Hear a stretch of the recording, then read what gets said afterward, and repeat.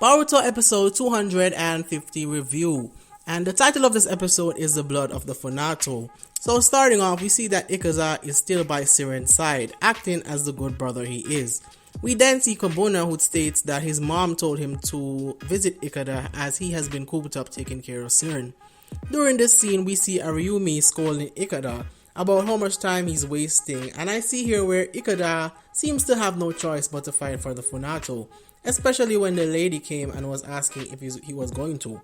Also, I can see where Ikada is somewhat looked up to in the clan, also because his father is the leader. And this brings me back to when Boruto was deciding if he wanted to become a ninja or not. As you know, he's the son of the Hokage, and the same pressures that Boruto was feeling, I do think that Ikada is now feeling the same thing. Moving on, we see that things are not going according to plan for the Funato. We see here where Izari is trying to explain to Aryumi that the longer they draw out the battle, the greater their disadvantage will be.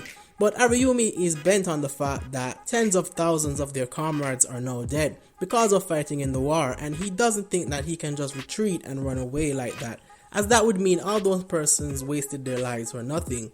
It's such a hard decision for both Aryumi and Izari that the two almost ended up fighting. Moving on, we find out that Aryumi's wife, who is Ikada's mom, was taken down as she protected Ikada, believing he was the future of the Funato. I do think seeing this makes Aryumi's character a bit more likable, or not.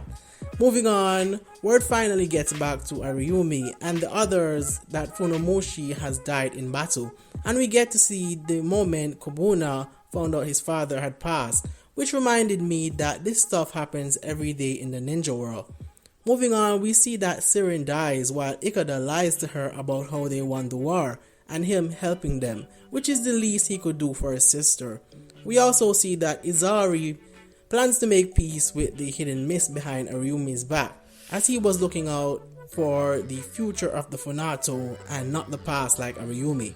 Lastly, we see that Ikada has finally decided to fight for the clan, and I have to say I really like the new look that he's gotten. I'm really excited to see what his power is like, and that's basically where the episode ends. Overall, I do think that this episode was a good episode. Really looking forward to see what happens in the next, but that's all I have to say. Thanks for watching.